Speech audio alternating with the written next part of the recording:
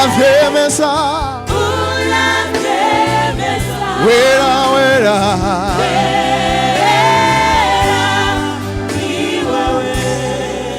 uti hari impamvu ine hari impamvu uca bugufi haririmba indirimbo zishimwe wankomeje umutima ay ay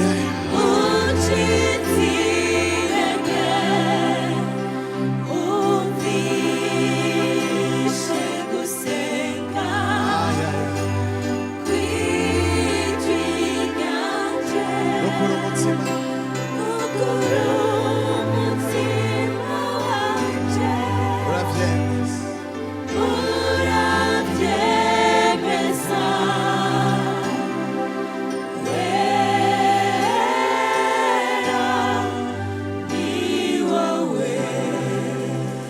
nukuru umutima wanje uravyemeza n'amatwi gusa umutima wanje uravyemeza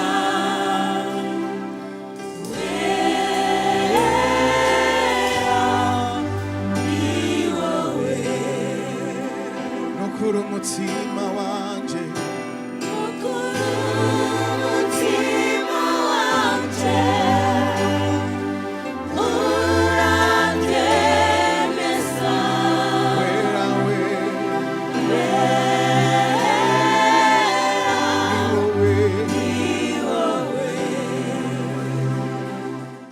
Imana ishimwe cyane twagomba kuguha ikaze hano mu Kamenge wumva umwidegembyo ivy'Imana igomba gukoresha vyose ubikore ugira umwidegembyo gukorera Imana ibahezagire. Icyatuzanye hano ntabwo naje kugira ngo ngire publicity y'amasezerano, ndashaka ko tuza kuva hano abantu bumva Kristo gusa naho amasezerano bagibagira, mugabo baze kuva hano bumva ko bumvise Kristo mu buzima bwabo. Hallelujah, hallelujah, hallelujah.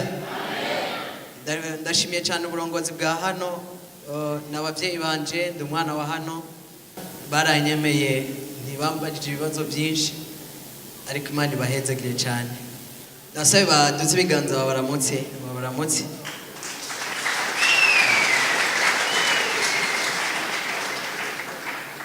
Abo turi kumwe hano ni 34, mugabo turashika 40.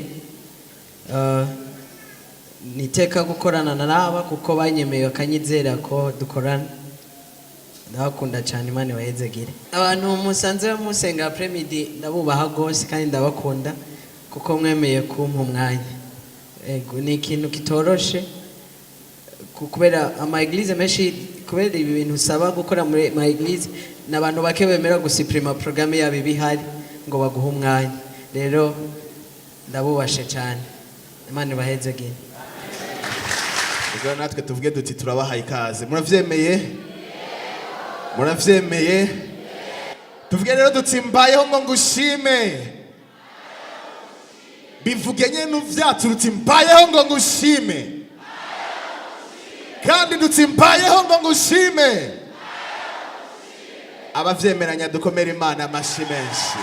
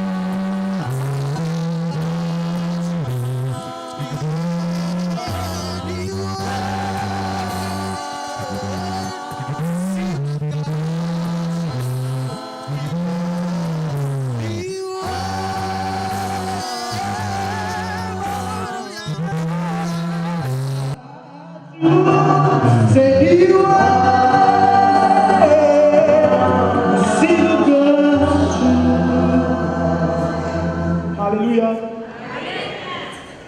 Pagabiza ko Imana y'amahoro yacu bantu bakizeye so kwibana sivyo niwe mahoro yacu nikongere gusa come on say niwe mahoro yacu. jewe na wowe turiho kugira ngo Imana ihabwe icubahiro. Amen. Uko nyene Imana yakuremye kugira ngo yiheshe icubahiro. Hallelujah. Dume ndashaka no kuba ndamurusha imyaka.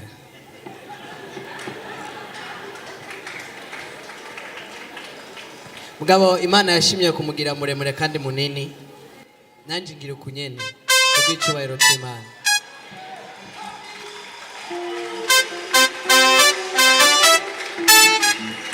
Hallelujah. Amahoro menshi cyane. Hariho abantu usanga mu kwezi kumwe ugasanga mu maso yahora yirabura, mu kundi kwezi ugasanga afise mu maso hari inzobe. Ni kuba utikunda.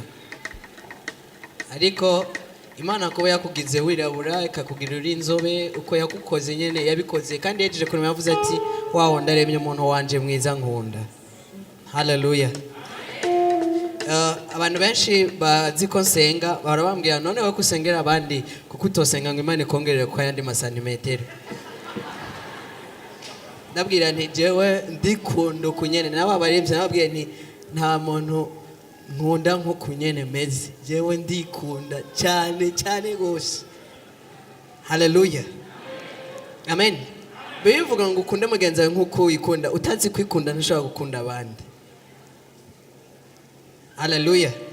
Abantu tubana muhira barabazi ko ntashobora kuva muhira ntiravye mukiyo kugira ngo nyene ndabe ko vraiment mva muhira nawe yo konsa neza.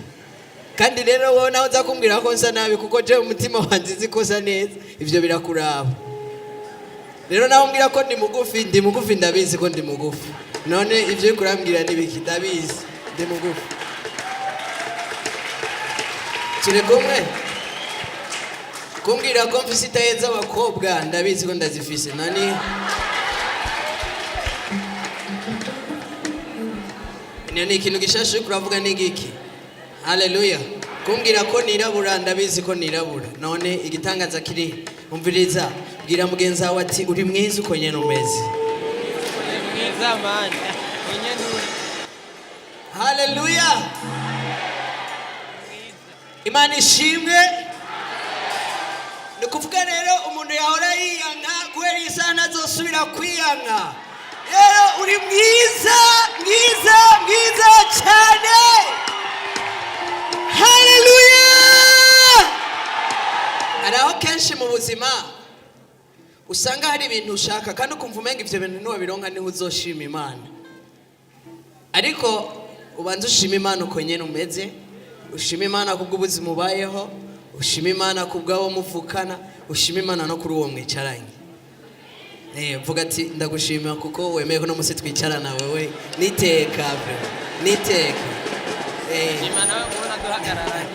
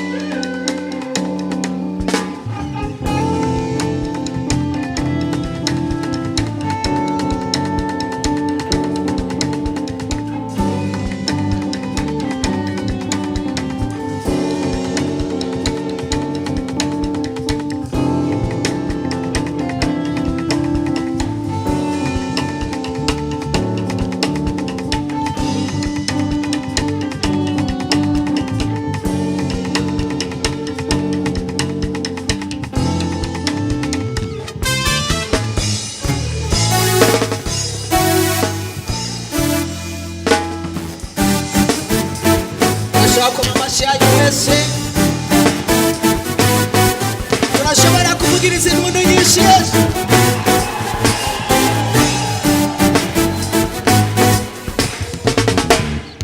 Ari hejuru turashobora kuvuza impundu nyinshi. Amashi yacu hejuru.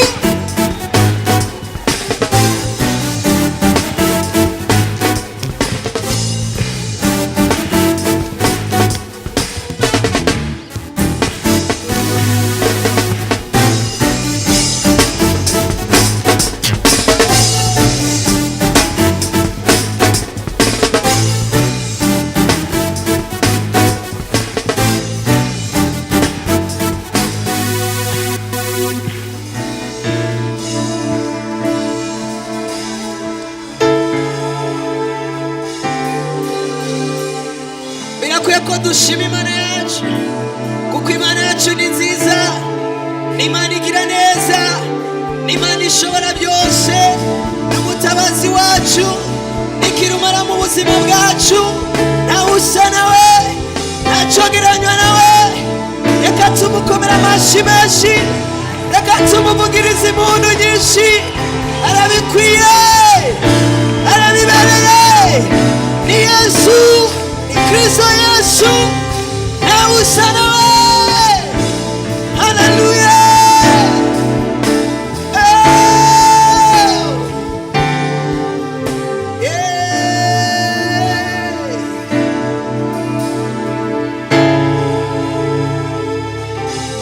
Reka tumuhe amashyi menshi Yesu, arabereye gushimwa, ntawe usa nawe, ni wabereye guhabwa icyubahiro. Umviriza, nta kintu kiryoshe nko gutazira Imana, nta na kimwe. Hari abantu batamvye mu mabwate, jewe naranyoye urumogi kandi naragira ryo guterera mu ishinge. Urabikora mugabo biguhenze muco ushaka ibindi kandi nta mahoro bitanga. Ariko ngomba kukubwira wewe uri hano, ikintu kiryoshe gitanga umunezero ni gutazira Imana gusa.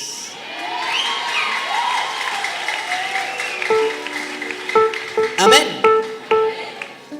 Abantu banzi gerageza gutazira Imana, sinzi ko mucamba nk'ikigugu, mugabo ndumva ko ndirimba nkaho ntasubira kuronka undi mwanya gutazira Imana, kubera uyu mwanya turi hano, intebe y'Imana ndazi kuri hano.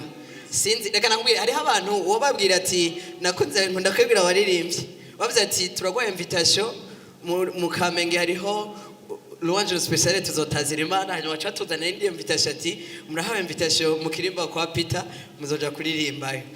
Invitation so kwitegurira neza ni haye. Ariko ngomba kugira ngo ahantu biryoshe cyane nahanyene turi. Rero uhimbaze utazire ntaho atawundi musi uzosubira kuronka. Imana ibahezagire cyane. Amashi yacu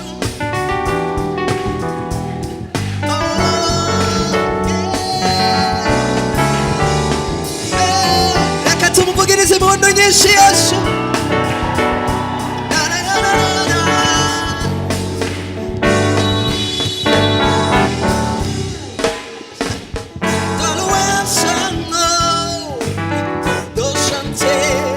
C'est le roi de grâce, c'est le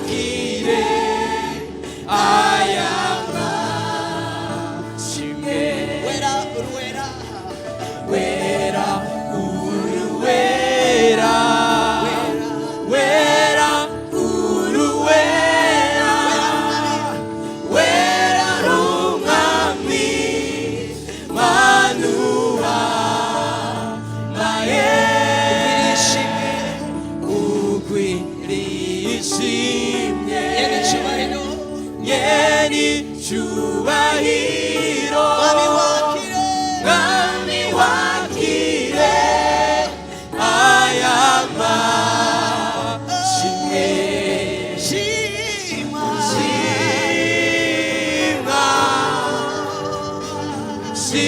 ibihe byose shimwa ushizwe hejuru shimwa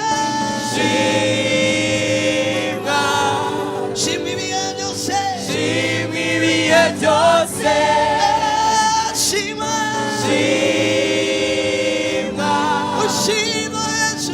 ushizwe hejuru twesame wera uruwera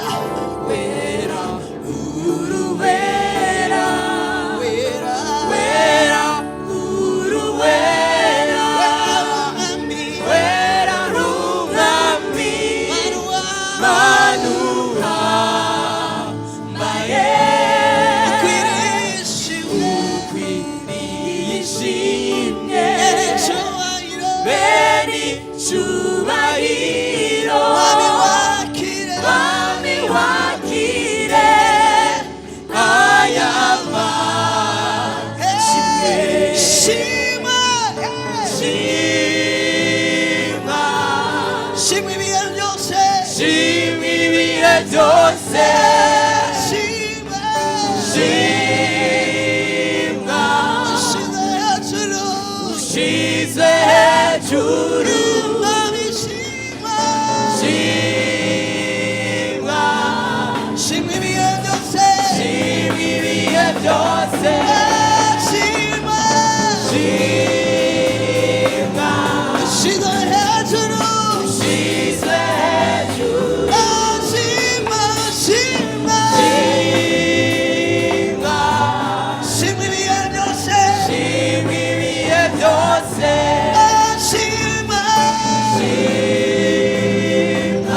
ushizwe hejuru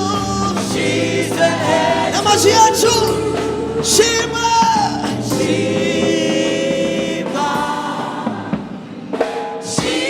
ibihe byose shima ushize hejuru ishengero gusa shima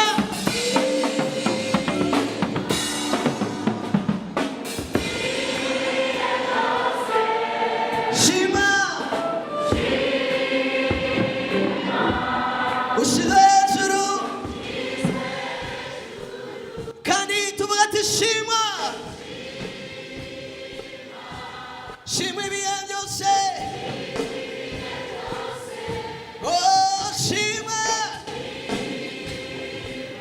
ushize hejuru urashobora kumudugiriza ibiganza byo uvuga ati shima ibihe byose shima ushize hejuru twesame shima ibihe byose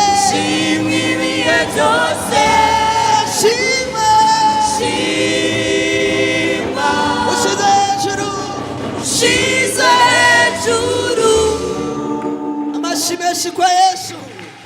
Haleluya, haleluya, ni wowe wenyine ashizwe hejuru. Amen, amen.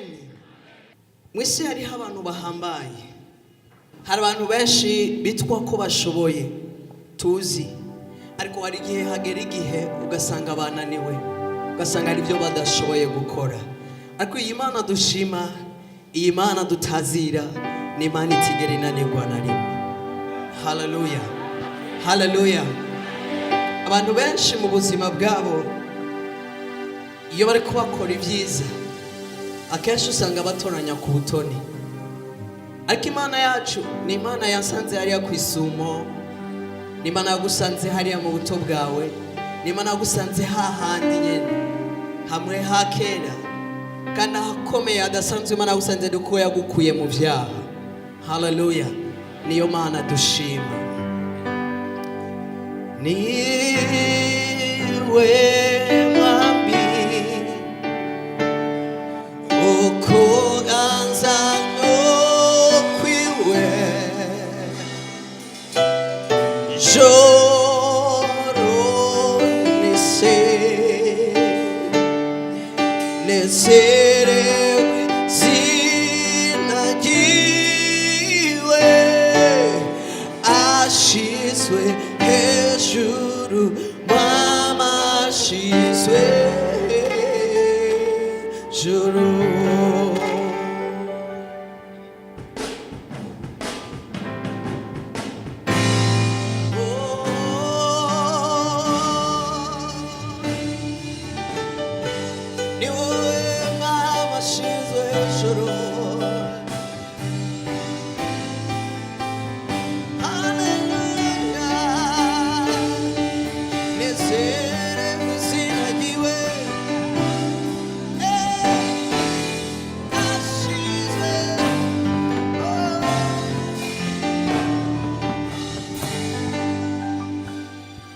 ashizwe hejuru haleluya ashizwe hejuru mwama ashizwe hejuru ndamushima ndamushima ashizwe hejuru bihe byose izina ryiwe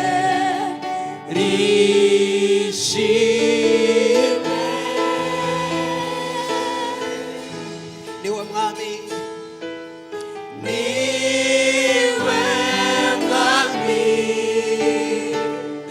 ukuganza no kwiwe juru n'isi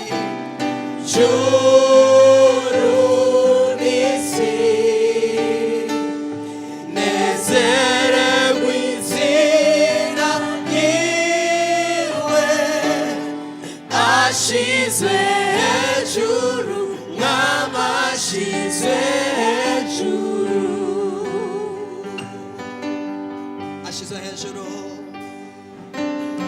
ashizwe hejuru mwami ashizwe hejuru ndamushima ashizwe hejuru urashaka kujyana nanjye muri iyi ndirimbo izina ryiwe rishimwe turashobora gushiramo tuvuge tuti ashizwe hejuru ashizwe hejuru mama ashizwe hejuru ndamushima ndamushima ashizwe hejuru bihe byose izina ryiwe rishimwe twashange niwe mwami niwe mwami ukuganza kose no kwiwe ukuganza no kwiwe juru n'isi haleluya nezerewe izina rye haleluya ashizwe hejuru mwami ashizwe hejuru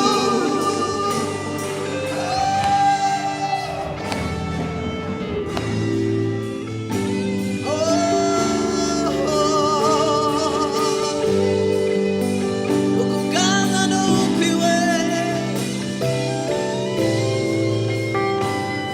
urashobora kuduza ijwi ryawe ukamushima n'umwami ashizwe hejuru haleluya reka umushima arabikwiye reka umutazira arabikwiye n'umwami agira neza haleluya nawe usa nawe mwami wanjye ugira neza ijuru n'isi turiho ngo tudude ishimwe ryawe twamamaza kugira neza kwawe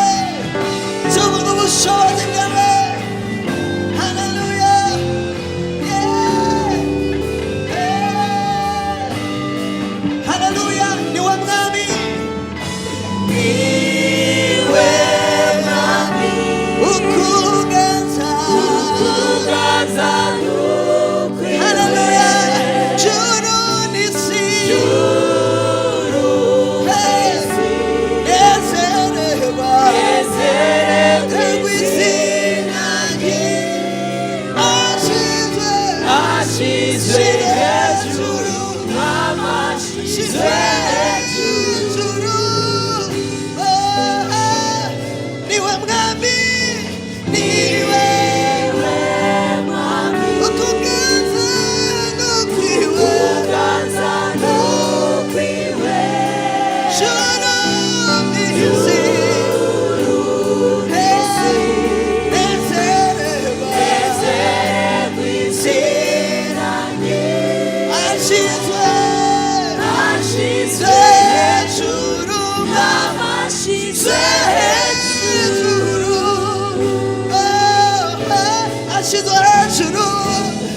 ashizwe hejuru umwami ashizwe hejuru neza ashobora byose yesu ashizwe hejuru umwami ashizwe hejuru ibyitwa imana byose ashizwe hejuru y'abami bose ashizwe hejuru umwami ashizwe hejuru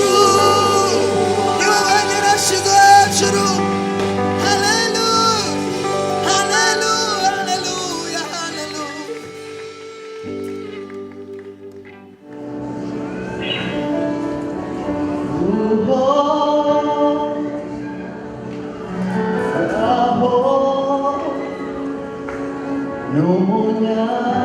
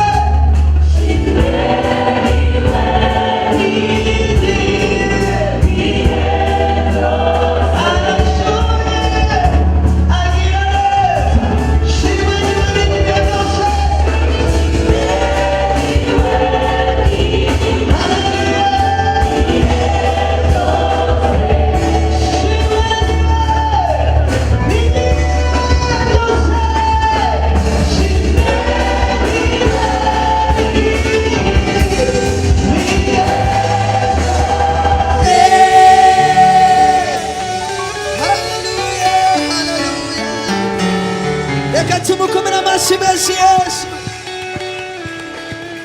Amashimwe yose ni ay'umwami wacu Yesu.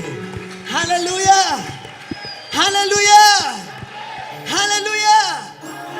N'Imana ibereye gushimwa mu gatondo tuvyutse, n'Imana ibereye gushimwa saa sita, n'Imana ibereye gushimwa mu ijoro turyamye, n'Imana ibereye gushimwa twafunguye, n'Imana ibereye gushimwa tutafunguye, n'Imana ibereye gushimwa twambaye, n'Imana ibereye gushimwa tugenda gusa. n'Imana habaho umwuzure utabaho, n'Imana ibereye gushimwa. Haleluya, reka tuyamashyi menshi.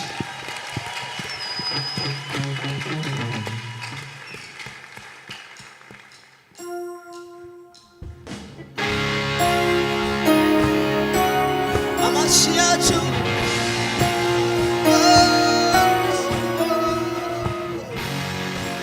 reka tuvugirize mu nyinshi Yesu.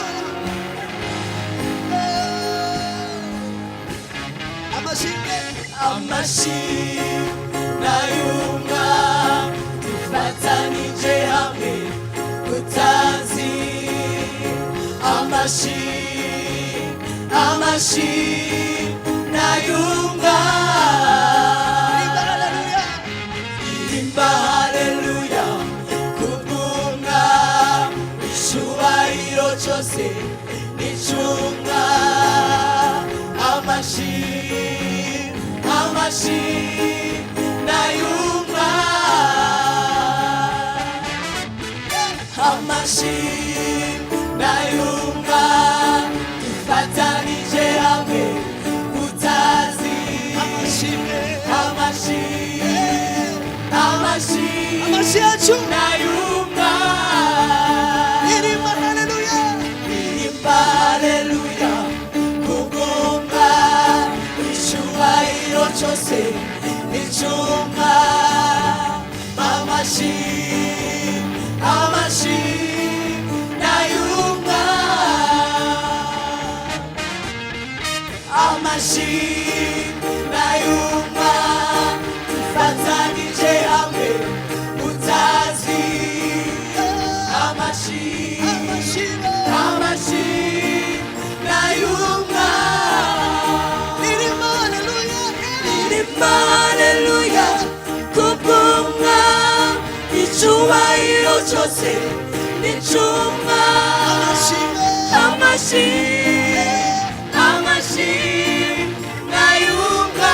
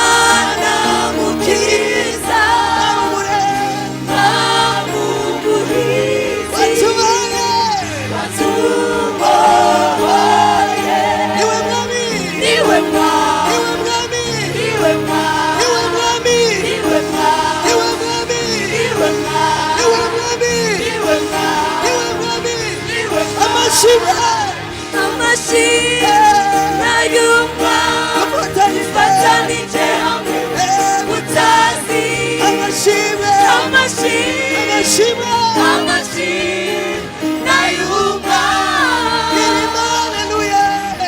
irimba haleluya kubw'umwa icyubahiro cyose n'icumwa. Amashyi n'ay'umwa,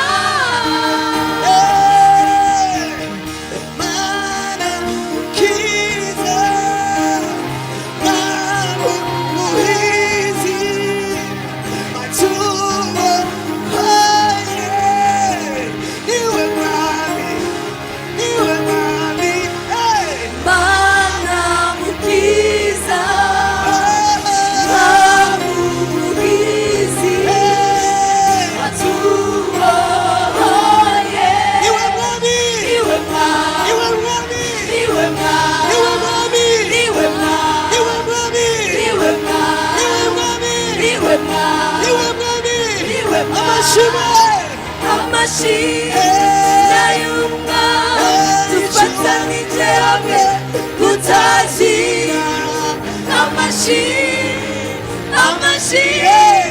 nayumva reka tumubashibashe amashimwe nayumva. Hallelujah, hallelujah.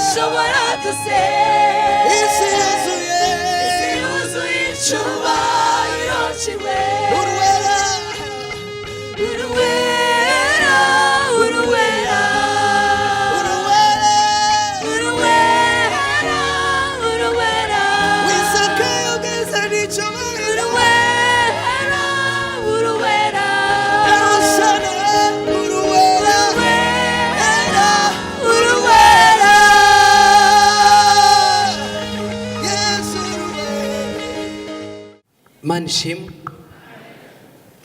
abantu bafise amabibiriya dusoma ijambo ry'Imana mbeko tubandanye. Hari abantu bumvise ijambo ry'Imana baca basohoka. Dusome mu Baroma igice ca 5. Igice ca 5 turahera ku murongo wa 6 tugeze ku murongo wa 11. Haleluya, haleluya. Ngomba ubaze umuntu akwegereye, umuntu ari hafi yawe, umubaza ati mbewe ni kubera iki wumva utazira Imana? Kubera iki wumva woshima Imana? Hari aho kenshi umuntu yumva kumenga umuntu yoshima Imana kubera yafunguye. Hari aho umuntu yumva umenga yoshima Imana kubera yubatse inzu. Hari aho umuntu umenga yoshima Imana kubera yaguze impuzu nziza shasha. Hari aho umuntu umenga yoshima Imana kubera yagize mariage. Hari aho umuntu umenga yoshima Imana kubera ari ikintu kigaragara mu maso y'abantu cakoretse. Ariko ibyo byose nagerageje kuvuga n'abapagani ibyo bintu barabironka. Hari naho ushaka gusanga bobo bashobora no kuba bubaka amazu meza gusumba nayo abakijijwe bubaka. Hari naho usanga abapagani bashobora kuba bafise imiduga myiza gusumba niyo abakijijwe bafise. Haleluya, haleluya. Icyo shaka kuvuga nuko ibyo dutunze bitoba imvonya mukuru yo gushima Imana. Kuko urashobora kuba ufise no musejo bigahera. Urashobora kuba atavyo wigeze kufisanya mu kabirongo. Akenshi mu buzima bwacu tubaho twizeye ko dushobora gutunga. Tubaho twizeye ko hari ikintu kizima ciza kizokoreka. Mugabo hariho umuntu arinda apfa kandi asenga azi ko azotunga. Muraza amahistoire y'abantu benshi bize amashure bayarangije bagaca bapfa. Batararira amafaranga baciye ku muraro ma diplome yabo. Hari aho umuntu ashobora gukora akazi ahembwa amahera amafaranga make, igihe bamudugirije promotion agaca yitaba Imana. Hari aho umuntu yumva ko yonetsegwa ari uko agize mariage, akagira mariage akabana n'uwo bubakanye ukwezi kumwe agacapfa. Umuntu ashobora kubaka urugo rwe akumva ko runezerewe, washitse mu rugo akipfuza umwana akamubura. Nta mpamvu nimwe yotuma ashima Imana kandi ibyo yarakeneye atabyari kararonga. Haleluya. Urashaka kuba wisonzesha cyane gusumba abandi ariko ukama mu bitaro, abana bawe bakama bagwaye. Urashaka kuba umukozi w'Imana ufise ikibanza ciza mu rusengero ariko ugasanga ni ufise ibyago gusumba abandi mu rugo. Nani impamvu yawe yo gushimira? Kuko hari n'igihe usanga abantu badutamba ku muvyimba bakavuga none wewe d'abord ikirato cyawe cyaheze kiranapinze. Nani impamvu yawe yo gushima Imana ni? Kandi Imana tuvuga ko ari Imana ishoboye, tuvuga ko ari Imana igira neza, tuvuga ko ari Imana itananirwa, tuvuga ko ari Imana ikuru umukene ku cavu kamwicazanya n'abahambaye. Mugabo umuntu akuravye akaraba uracari ku cavu. Nani impamvu yawe yo gushima Imana iri hehe? Hari igice kinini ngaha benshi usanga twicaye hano ugasanga dufungura rimwe ku munsi.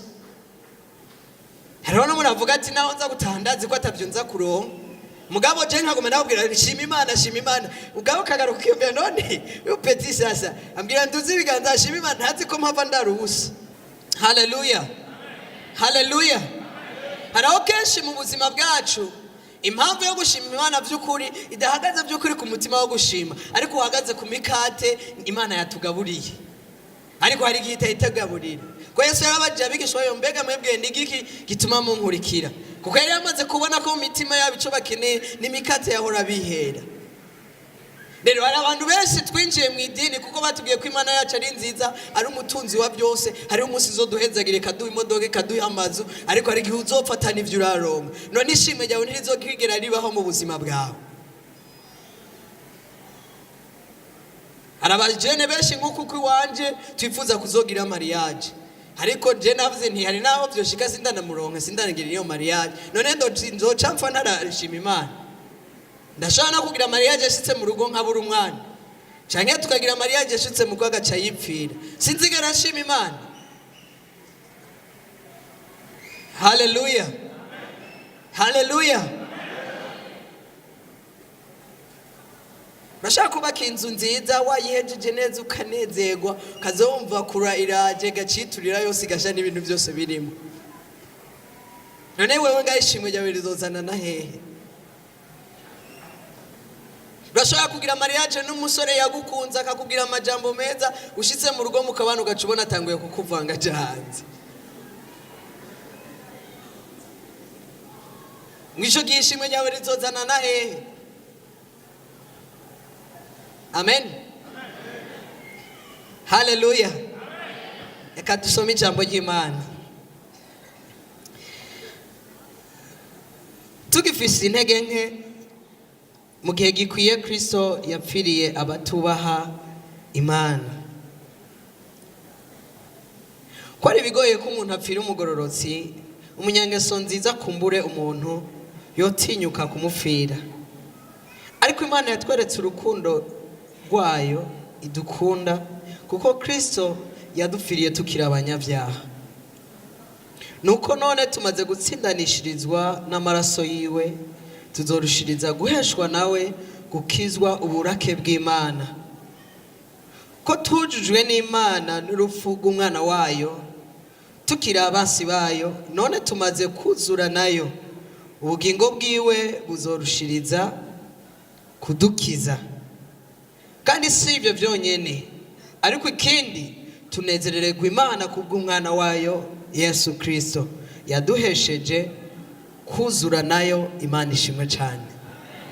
Hallelujah. Impamvu nyamukuru shaka kuvuga kuri uyu mugoroba yo dutera gushima ni igikorwa Kristo Yesu yakoze ku musaraba. Umugororotsi biroroshe ko umuntu yomupfira cyangwa umunyangeso nziza, biroroshe ko umuntu yomugirira agaservice. Ariko twebwe Yesu yadupfiriye turi abanyabyaha, turi abanyantege nke. No kuvuga mu yandi majambo, twebwe ubwacu ntitwoshoboye kwikiza. Murazi ko turasoma mu isezerano rya kera, abantu benshi barashikana ibimazi byashobora gutuma umwana ishobora kubihanganira, ikabihanganira umwaka wose. Ariko umwaka uheze bategerezwa kuja kurondera inuma canke bakazana umwagazi w'intama utagira agasembwa kugira ngo ushobore kuba incungu y'ivyaha byabo. Ariko murazi ko hari igihe Imana yashangacigwa ikabaranduza amazi, kindi kikabaranduza umuriro.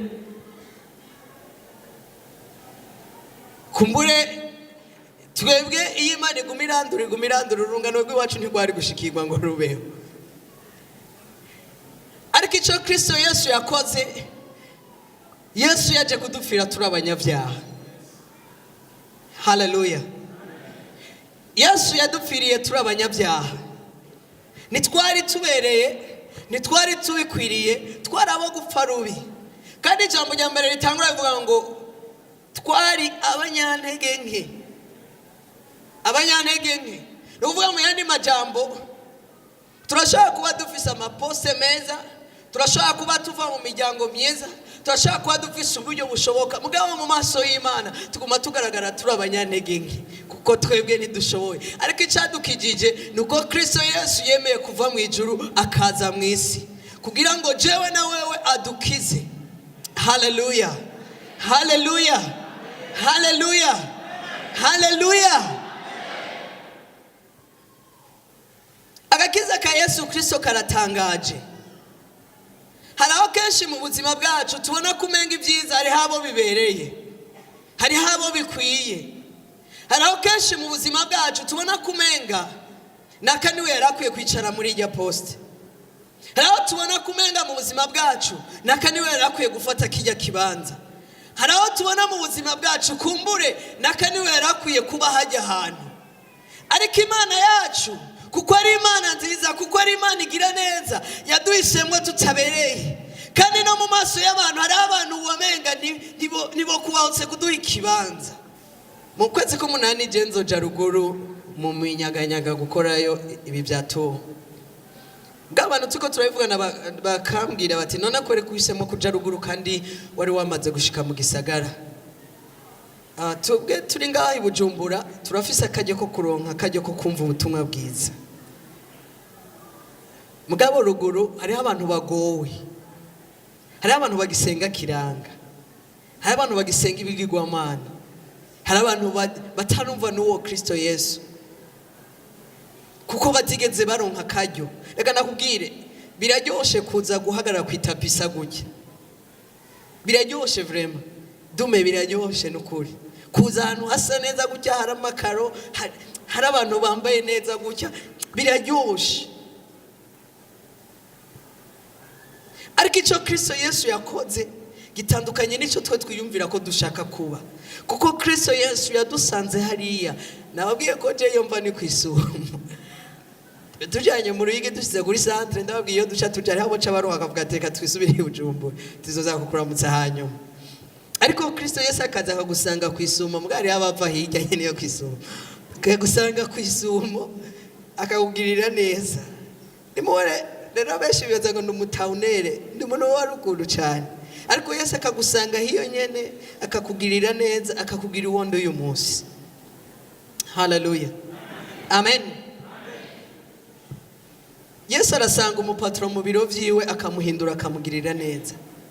Yesu arasanga umukozi wo mu nzu ari imbere y'imbabura akamuhindura, akamugirira neza.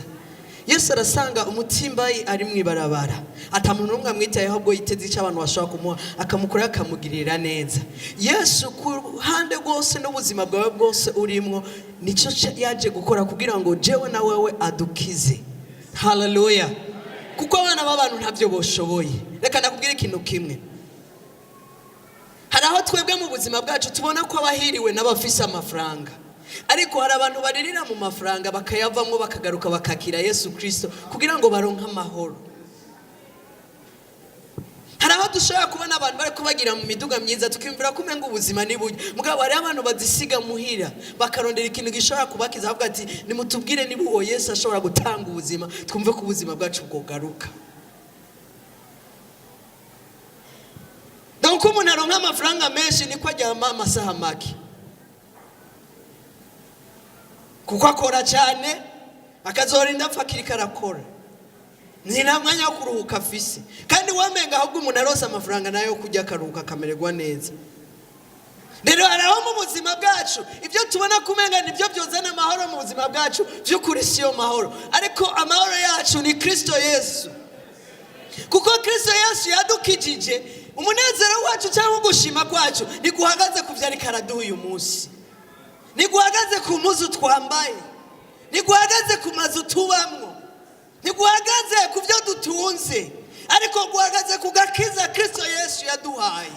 Hallelujah. Kuko gakiza Kristo Yesu yaduhaye katwuzura ibihe byose, naho noba naraye ntariye, naho ntoba nambaye ko abandi bose bambara, naho ntoba mu nzu abandi bose bariko barabamwo, naho noba ntariko ndi deplace uko abandi bose bideplace, agakiza k'Imana karampagije. Uno munsi abantu bose bashaka kubwira ko uzoronka imodoka, ariko ukazorinda ufata yurose, none uzorinda upfa udashimye Imana. Bashaka kubwira ko uzokuba ku rugo rwiza, ariko ukazorinda upfa uri umusiribateri, none ntuzigera ushima Imana. Bashaka kubwira ko uzogura imodoka ariko ukayibura, bashaka kubwira ko uzoronka akazi keza ntukaronke, ahubwo nako wari ufise ukakakwa, none ntuzigera ushima Imana. Bashaka kwitega kumenga uzoronka promotion, ahubwo bakazona gutibura bakagusubiza hasi, none ntashima rizigera riva mu kanwa kawe. Kuko Imana yacu si Imana y'imikate, ni Imana yo gukiza no kubohora, ikatwuzuza umunezero udahagaze ku byo turiko turabonesha amaso. Hallelujah, hallelujah. Ndashaka kubwira ko wewe wakijijwe urahiriwe gusumba abafise ubutunzi bwose muri iyi si.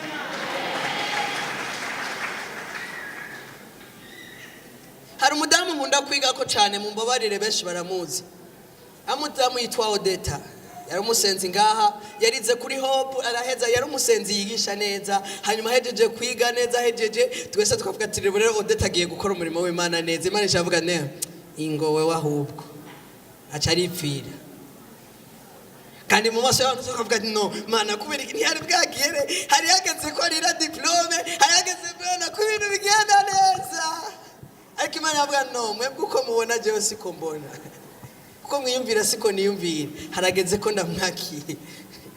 hari aho twiyumvira ko ubuzima rero ejo aho buca turaronka ubuzima sinzi ikintu witeze ariko urashaka kugishikamo ukabura ubuzima none dutashima Imana uno munsi uzoyishima ryari haleluya haleluya rero ndashaka kubwira kuri uyu mugoroba niba turi hano nta kindi cyatuzanye naje kukubwira ko isoko yacu yishimwe ni muri Kristo Yesu amen jewe naranyoye urumogi kuva papa gipfa kubera twaciye tuja mu buzima bugoye nkumve kumenga ikintu cyo amahoro nuko none urumogi twaritera inshinge uberuka niho nako ndatera inkuru umugenzi umwe ndamubwira nti je muraje kwa muganga ugasanga umuganga ari karafurangura arondera umutsi kandi je nawubonye abya ngo yaba yaraziye apfuma mbwira basije nkamufasha naca ndamwere avuga Imana wagiriye neza nukureka ndakubwira si ibintu byo gupfa kuva mu gucyo ariko n'ubuntu bw'Imana gusa bwadukijije haleluya jewe nimba ushaka kubona ndiko ndashima niba ushobora kubona ndiko ndavuga nuko ari ahantu Kristo Yesu yankuye haleluya je narabayeho niga mu ishure mfise ipantaro imwe nambara dimanche no mu ishure misi yose nubona no musa abantu baza bavuga amasezerano yambara neza ziranye nambara uko agana kacu Imana yuguruye nyene igirira neza haleluya amen rero ntugire ubwoba aho nyene uri nubwo buzima bwawe urakwiye kuduza icubahiro c'Imana nturindire ko hari icyo Imana izokora mu buzima bwawe nturindire ko Imana izokuzanira ibisayangana nturindire ko Imana izozana imiduga nturindire Imana ko izokuha amazu hari abantu benshi bumva ko ngaho Bujumbura umuntu yumvise aguze parcelle yumva ari umuntu adasanzwe ariko urashaka kuyigura ntuzoyibemwo rero ikintu kidasanzwe ni kuba ufise Kristo Yesu mu buzima bwawe haleluya amen nico gituma rero noba naraye ubusa noba ntafunguye n'ahandi ibintu byose bitaba biriko biragenda neza mu buzima bwanje nubona n'aba baririmbyi turi kumwe na ejo bavuga ati turabivuyemo bakagenda ntibizambuza ko shima Imana kuko shima Imana kubera baba hari shima Imana kuko nzi ico Kristo Yesu yakoze mu buzima bwanje haleluya haleluya rero Imana ibahezagire cyane ndashaka guha akaryo umuntu atarakira Yesu umwami n'umukiza mu buzima bwiwe nta munezero ufise naho ushaka kuba ufise umuduga naho ushaka kuba ufise inzu kumbura uri umwana uvuga ati jewe umuryango wanje urakomeye ushaka kuva mu muryango kumbure wisununuye umerewe neza muri iki gihe ariko ico sico gishobora gutanga amahoro ku buzima bwawe niba utarakira Yesu nk'umwami n'umukiza mu buzima bwawe ugowe kurusha abandi bantu bose muri iyi si uragowe ariko niba uriho utarakira Yesu nk'umwami n'umukiza mu buzima bwawe kandi aguhikaze ushike hano kugira ngo dufadikanye gusenga Imana reka sawa arimvye bashike hano haleluya ni bande abantu batarakira Yesu umwami n'umukiza bashike hano urashaka kuri umusoro urashaka kuri umwigeme iyi niyo chance yawe yo gukizwa niyo chance yawe yo kwakira Yesu mu buzima bwawe birashoboka ugasanga mu buzima bwawe ubayeho uranwa urumogi nkuko naje nabikuriyemo uranwa itabi nkuko naje nabikuriyemo ukamenga icupa n'iryo mahoro yawe ugasanga ubusambanye nibwo wumva ko ariyo mahoro yawe ariko igihe cyose ubejeje uraruha ukababara mu mutima wawe niba uhari reka ndaguha ikaze ushike hano kugira ngo dusenge Imana naho abumwe canke babiri ntugire isoni ariko niba uri hano kana usaba uduze ikiganza cawe aho uri ushike hano kugira ngo dusenge Imana umuntu ari hano avuga ati jewe sindakira Yesu umwami n'umukiza mu buzima bwanje ashike hano hano n'abandi bantu usanga jewe nakijijwe ngeze mu windwi niho nakira Yesu umwami n'umukiza mu buzima bwanje kandi navukiye mu muryango w'abantu bakijijwe hari abo umuntu avukira mu muryango w'abakijijwe ariko atamusi n'umwe arafata ingingo yo gukizwa mu buzima bwiwe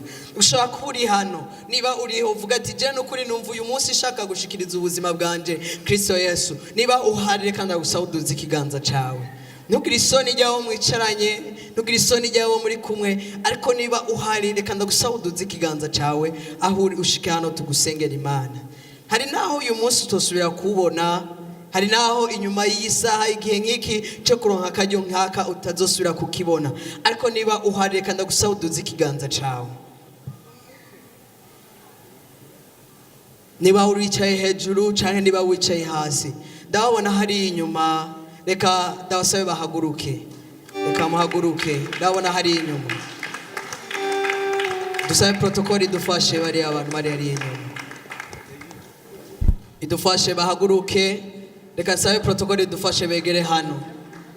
Niba hariho n'uwundi dukoma amashi ku bwaba, Imana igiriye neza. Reka ndabasabe ngabariye hariye inyuma, dusabe protokoli idufashe ko washika hano. Niba ibi bintu twavyoganije gutya, niba hari amafaranga yatanzwe, niba hari uburyo bwatanzwe, ni ku bwaba gusa. Reka dusabe bashike hano, protokoli dufashe kubegereza hano. Ariko ndasenga ko niba hariho n'uwundi by'ukuri avuga ati je narakuriye mu ishengero mugabo nta munsi numwe nigeze nakira Yesu umwami n'umukiza mu buzima bwanje. Niba uhari uduze ikiganza cawe, uyu ni umwanya wo kugira ngo tugusengere. Birashoboka ugasanga ubuzima ubayemwo by'ukuri abantu bakurabisha amaso bakabona umenga urahiriwe, mugabo wewe ubwawe uriyizi kugowe, uriyizi kubabaye, urazi ko atamahoro ufise, urazi ko atabyizigiro ufise. Uyu ni umwanya wawe kugira ngo Imana igire icyo ikoze mu buzima bwawe. Reka nagusabe uhaguruke ushike hano, hari abakozi b'Imana bagusengere, utere indi ntambwe shasha. Kwakirwa ubwa mbere mu ishengero siko gukizwa, kubatizwa mu mazi menshi siko gukizwa, ariko gukizwa n'umunsi wafashe ingaho uvuga ati Yesu ndakwakiriye nk'umwami n'umukiza mu buzima bwanje. Uwo munsi ubuzima bwawe burahinduka, uwo munsi wuzuza umunezero, uwo munsi ugira intsinzi mu buzima bwawe, kuko hari ikintu gishasha Kristo Yesu akora mu buzima bwawe gitandukanye n'ibyo wigeze kumva, gitandukanye n'ibyo abantu bigeze kukubwira, gitandukanye n'ibyo amafaranga yigeze gukora mu buzima bwawe. Imana ihabwe icubahiro. Reka dukomere amashi menshi Yesu, kuko Yesu numugira neza, Yesu arashoboye, Yesu numwizigirwa. Haleluya. Niba hariho n'uwundi ari muri twebwe, ntagire isoni ry'abantu, ntugire isoni ry'abagukikuje, ariko umunsi n'uyu hari naho udashobora kurangiza iri joro, ariko umwanya wawe niwo kuvuga ati Yesu ndakwakiriye, Yesu ndahisemo kugendana nawe, ndahisemo kukwakira, umbere umwami, umbere umukiza, umbere kirumara, njyane nawe, nuzure umunezero, nuzure intsinzi. Haleluya, haleluya. Reka sabe abakozi b'Imana bashike hano bakikuza aba bantu, sabe pastori ashike hano kugira ngo asenge Imana ku bwabo. Dusenga Imana. Mana ihoraho, Mana icyubahiro, turagushimira ku bwabo bapfukamye imbere yawe mwami, bahisemo kugira ngo umwami wakwakire nk'umwami n'umukiza wabo. None ndakwinginze Yesu ubagirire imbabazi, ubaharire ukugabitanya kwabo mwami. Turasabye amaraso yawe Yesu Kristo ababonekeko. Mana ihoraho, bumva umunezero mu mitima yabo yuko bahariwe ibyaha byabo mwami. Bateye intambuko nshasha iyo mu gakiza kawe mwami, bagirira imbabazi mwami, bagirira imbabazi Yesu, bagirira imbabazi Papa, bagirira imbabazi Yesu Kristo. Bogesha amaraso yawe igiciro kinini, wavuye mu ijuru uza ngaha kuri iyi si kugira ngo ukize bene aba nabo barabafiriye, aba nabo barabafiriye mwami. None ndakwinginze muri kano kanya, umunezero wawe ube kuri bo, amaraso yawe ababonekeko. Uri Imana, uri Imana, uri Imana, uri Imana, uri Imana, uri Imana y'Imana, uri Imana ikomeye, uri Imana ihambaye, uri Imana ihambaye, uri Imana ku bugingo bw'abantu bantu, uri Imana mwami, mu izina rya Yesu umwami wacu. Amen. Amen. Mwese mwakiri umwami Yesu bwa mbere, abakiri umwami Yesu bwa mbere mumanike intoki, mwebwe mufukame. Ari ubwa mbere mufukama mwakiri umwami Yesu, muvyerekanishi intoki. Haleluya. Mwese Imana iguhezagire. imana iguhezagire wowe ubwa mbere, nta wundi ari ubwa mbere. Amen. Ndabonye uwundi, imana ibahezagire, nta wundi. Amen. Imana iguhezagire. Mwebwe ari ubwa mbere mwakira umwami Yesu, ndabinginze muhaguruke aho muri. Mwebwe ari ubwa mbere mwakira umwami Yesu, muhaguruke. Hanyuma ndasaba mwarimu Aniseti ashike hano mwarimu uyu mubona Aniseti, muraza kubonana nawe aminga arangiye kugira ngo abafashe aganire namwe, ababwire byinshi muri iyi nzira nshasha mufashe. Imana ibahezagire. Reka dukomere amashyi menshi Yesu, dukomere amashyi menshi. Turashobora kumuvugiriza impundu nyinshi Yesu. Haleluya, haleluya.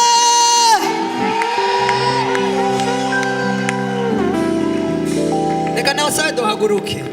Bibiliya ivuga ngo iyo umuntu umwe yihanye mu ijuru havuga impundu umwe gusa. Rero ndashaka tuvuze impundu n'indera, tuvuze impundu, dukoma amashyi, dusubire tuvuze impundu, dukoma amashyi, dusubire tuvuze impundu, dukoma amashyi, dusubire tuvuze impundu, dukoma amashyi. Rimwe, kabiri, gatatu.